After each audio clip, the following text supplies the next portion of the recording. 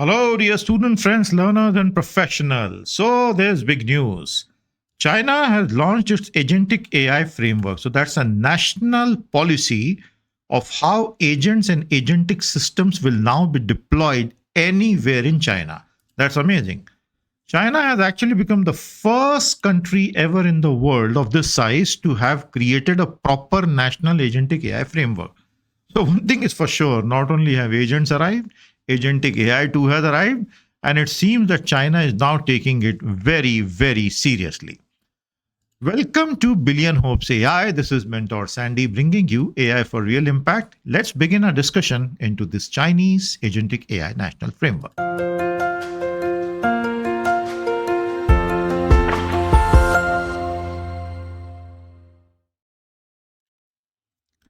Dear friends, China's new AI agent framework is absolutely fresh, 8th of May. And what exactly is this? It's a policy and governance framework. China says wherever you will use intelligent agents, then this framework automatically applies. So, China has formally recognized AI agents as a separate category, distinct from LLMs or general generative AI. So now you can have a general generative AI in China, you can have LLMs, and you will have agentic AI. And different rules and norms will apply to each. See, China has had a very tough relationship with AI. It knows it has to succeed, otherwise, it will not be in race with America as it has envisioned. Fair enough. But with AI, the problem is inferencing can create very typical and peculiar situations for the communists of China because unwanted information can be thrown. And so, very strict rules regarding the training materials and inferencing outputs have already been put in place. In other words, huge censoring. So, that is already on. Now, with agentic AI, once again, the rulers of China realize the potential of this in terms of taking a direction which they may not really appreciate. So they are trying to tie it down in a specific border within which it will operate. So these are the 10 things I will discuss with you today. One by one, we will go through them. The complete AI framework created by China. And I think this is quite a path-breaking move, whether we like it or not, whether it is censoring or not. But the fact that a nation has actually made an agentic AI framework, that should make us sit and take notice. Okay.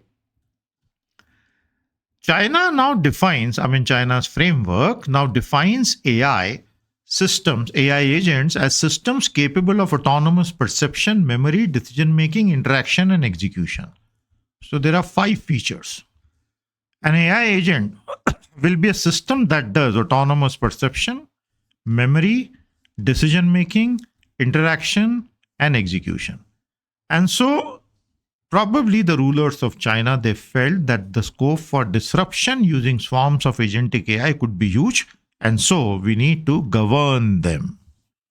This framework says that AI agents will integrate both into cyber world and the physical world, and thereby they will affect production, daily life, and social governance, and hence we are giving the framework. So you better stay within this. So all the AI companies who now build agentic AI frameworks, they will have to very, very strictly adhere to these norms. That's the idea. The 4 main priorities of the Chinese framework: technical foundations and standards, safeguards for safety, of course, application scenarios, and innovation ecosystem development. So it has 4 very clear priorities.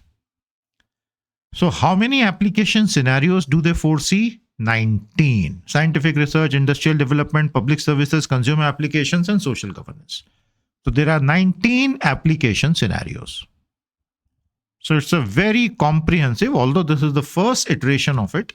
And I'm absolutely certain over the next 6 to 12 months, we will have a second, more comprehensive and a deeper iteration where they'll explain many loopholes they encountered and have tried to remove.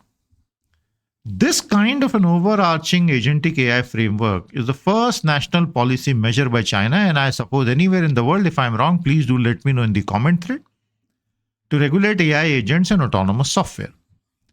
The great Chinese firewall, as we have known over the past 25 years, was to filter out everything that the Chinese Communist Party found unpalatable. So citizens in China cannot access a lot of information. Of course, with VPN, a lot of mischief is possible. Bypassing is possible, but broadly, it's not possible. People do keep reporting different stories. So the great Chinese firewall filters out everything that they do not want the Chinese citizens, at least within the mainland, to see. Now, this agentic AI framework has the same spirit. At the back end, this is what they have been thinking. Safety standards, technology baselines, governance structures, because they are really very, very serious about getting AI deep into every system in China. America is following a different path for AI. They have let loose capital on the private AI sector there. Companies are scooping up capital by tens of billions of dollars regularly.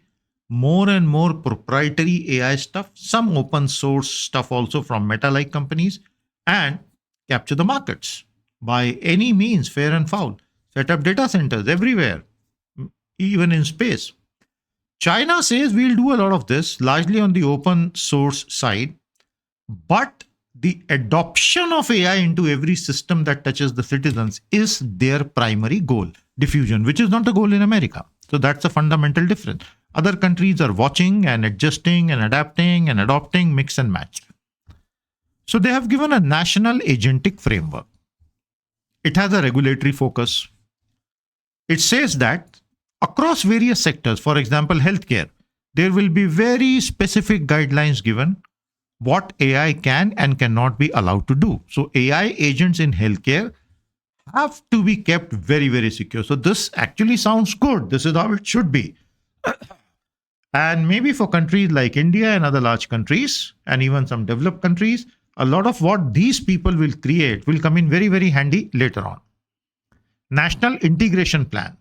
They have a plan called AI Plus Implementation Plan, targeting 70% agent penetration rate in intelligent terminals and public sector by next year, and 90% by 2030.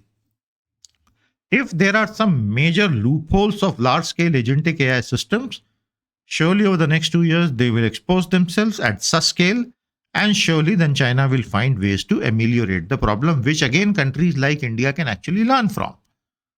So, they have formally recognized AI agents as a separate category. All the key regulators from cyberspace, economic planning, and industry regulators, they have come together and created this.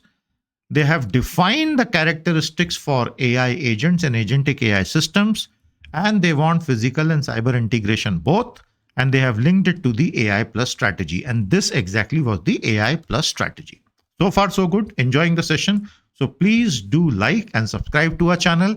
There's a join button below this video. If you click it, you will have 3 levels of membership. The first is a thank you note. Go ahead. Level 2 is AI Power of 10. Every Saturday, I give a 90-minute comprehensive analysis of top 10 issues in AI. And level 3 is Strategic AI Review. Month end, we give a 3-hour comprehensive summary of everything strategic that happened in the 30 days. Go ahead and join. You're going to like it. Thank you so much. So this is the National Agentic Framework. Got it? Then Tech Giant Developer Framework.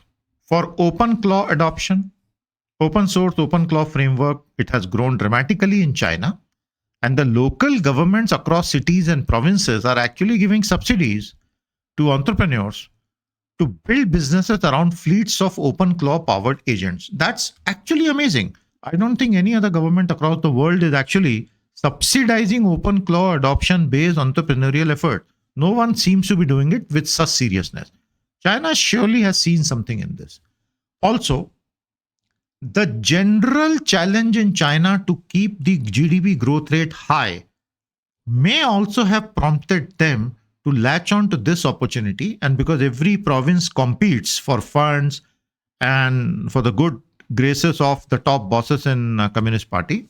They all compete with each other for any new breakthrough technology. So this is also a result of that. Big tech open source platform. Major domestic companies, they have open sourced their developer ecosystems, Alibaba, Squint, Tencent, Yotu, and ByteDance's Core Studio. Surely there must have been a nudge by the government for this. Current industry capabilities, the performance milestones. Qwen is a top-tier Chinese foundational model. Frameworks, which are agentic frameworks, which are run on this, and of course DeepSeek, they have generally been doing very, very good in top-ranking leaderboards. As far as autonomous web traversal is concerned, real-world coding, and spreadsheet execution. What this means is that AI agents which were given these three tasks, and they were made to use the basic LLMs given by these companies named here, they ended up being some of the industry best across the world.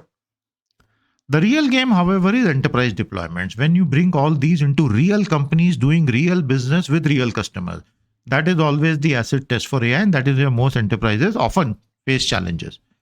Agent-centric systems have been rolled out to literally hundreds of millions of users across domestic platforms.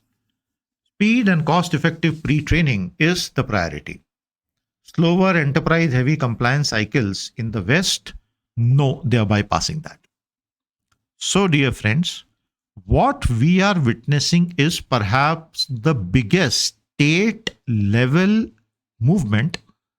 China wants to move very fast on AI agents, but it is very clear it will happen within a state-guided, standard-driven, security-conscious ecosystem. AI agents are not just apps, they are future digital infra. This is what the rulers of China have made clear. So China's agentic AI framework is perhaps the first and the only of its kind built by a sovereign nation with a 5-year rollout plan for public services, thereby indicating that AI agents surely have a lot of promise, done with the right robust guardrails and structure, and maybe they can automate a lot of citizen-state interaction. The downside of that would be the sheer loss of human touch, humanity, where everything is automated. And that leads to the final question, the rise of a surveillance state and the death of privacy. So with that, I conclude this. I hope you liked it. Do subscribe to our channel. Do try out the various levels where you can join our channel as well. Thank you so much. This is Mentor Sandy bringing you AI for Real Impact.